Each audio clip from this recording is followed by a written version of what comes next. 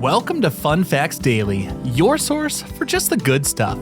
Monday through Friday, we're bringing fun facts and news you can use, all carefully curated to uplift and inform. So give yourself a break, relax, and learn something awesome in just a few minutes every day. Hi everyone, thanks for tuning in to Fun Facts Daily. I'm your host Kyle Wood, and today we'll be learning about America's national pastime, baseball. But before we run down some stats and fun facts, let's warm up our brains with a little challenge to see if you can tell fact from fiction. Consider this. The story goes that the game of baseball, as America knows it, was single-handedly invented by a Civil War hero named Abner Doubleday in Cooperstown, New York, back in 1839. One day, he just laid out the rules, the diamond shape, everything. Sounds like a nice, neat origin story, right? But is it fact or a fallacy? We'll find out at the end of the episode.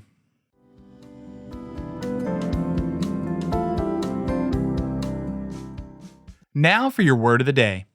Today's word is southpaw. Now, most people know that southpaw means a left-handed person, particularly in sports like boxing and baseball, where it specifically refers to a left-handed pitcher. But where did the term come from? The most common origin story, though possibly folklore, relates to the orientation of early baseball diamonds. To keep the afternoon sun out of batters' eyes, home plate was often positioned so that it faced east.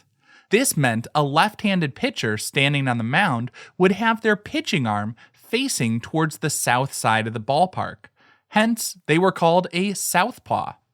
While other theories do exist, this practical explanation is the most widely cited.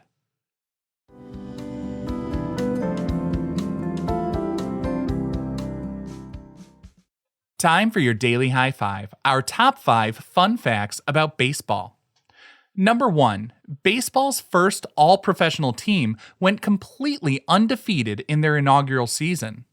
Back in 1869, the Cincinnati Red Stockings became the first baseball team to openly declare themselves fully professional, meaning all players were paid salaries.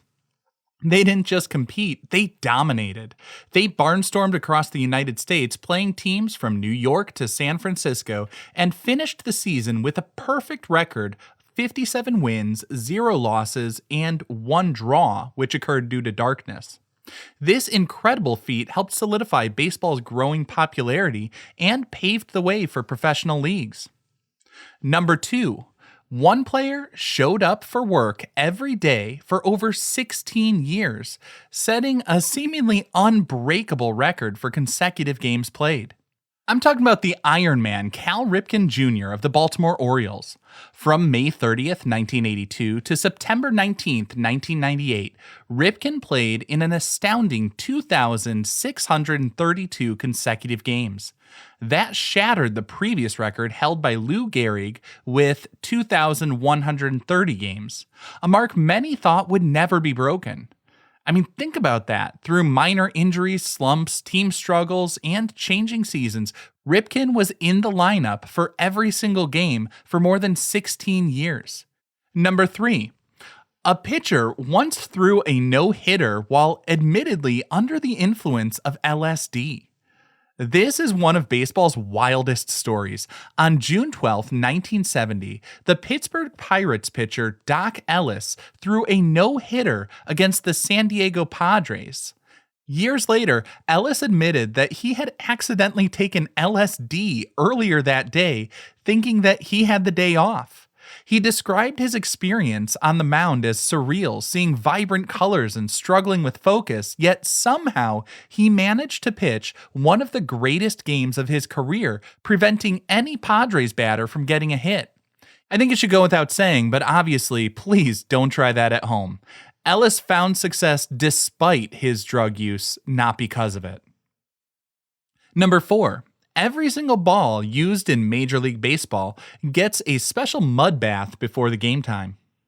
It might sound strange, but it's true. Brand new baseballs are too slick and shiny for pitchers to grip properly. So before every MLB game, an umpire or clubhouse attendant carefully rubs each ball with a special secret formula mud. This unique mud comes from an undisclosed location somewhere along the Delaware River in New Jersey. It was discovered by Lena Blackburn back in the 1930s. The Lena Blackburn baseball rubbing mud takes the gloss off the ball and provides just the right amount of tackiness for a pitcher's grip. It's been the official standard ever since. Now, speaking of keeping baseballs consistent, the condition of the ball itself is highly regulated. For instance, to combat variations caused by different climates, think humid Miami versus dry Denver, all 30 MLB stadiums now use humidors to store game balls, keeping them at a league-mandated humidity level. This wasn't always the focus. Back in the early days, pitchers had more leeway. Pitches like the spitball, where the ball was altered with saliva, tobacco juice, or other substances to make it move erratically, were common. Pitches with these doctored balls contributed heavily to the so-called dead ball era, roughly the first 2 decades of the 20th century, known for low scores and few home runs because the altered balls were incredibly difficult to hit squarely.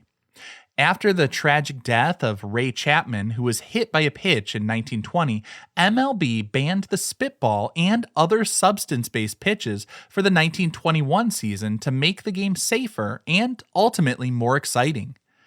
Interestingly, an exception was made. A list of about 17 established pitchers who relied heavily on the spitball were grandfathered in and allowed to play by their own set of rules and keep throwing it for the rest of their careers. The last of these legal spitballers, Burley Grimes, retired in 1934, officially ending the era of the spitball in Major League Baseball. And our 5th and final fun fact for today, the longest professional baseball game ever played lasted a staggering 33 innings. On April 18th, 1981, a minor league game started between the Pawtucket Red Sox and the Rochester Red Wings. They played through the night until 4:07 a.m. when the game was suspended after 32 innings with the score tied at 2-2. The game finally resumed 2 months later on July 23rd and ended after just one more inning, taking only 18 minutes that day. Pawtucket won 3-2. In total, the game lasted 8 hours and 25 minutes, and it featured some future Hall of Famers, including Cal Ripken Jr. playing third base for Rochester and Wade Boggs playing for Pawtucket.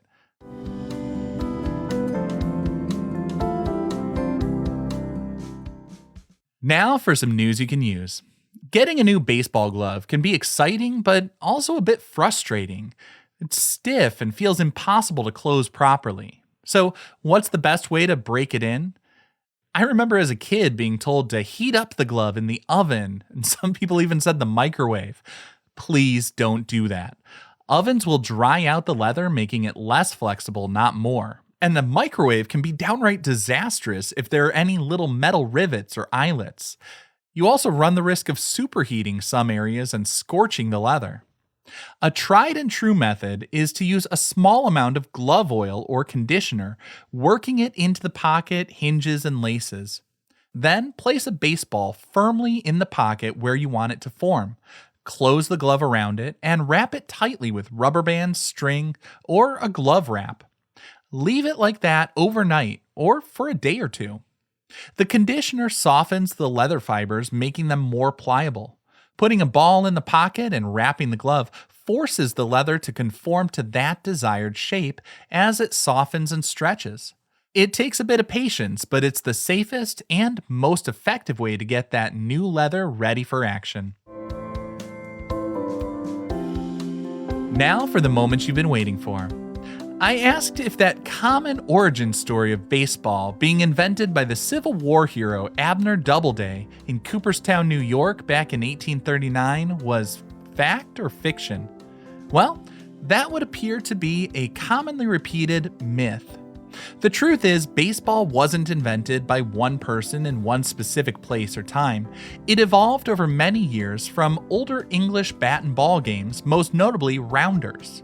While Abner Doubleday was a real historical figure and a decorated Union general in the Civil War, there's no credible evidence linking him to the invention or even the playing of baseball.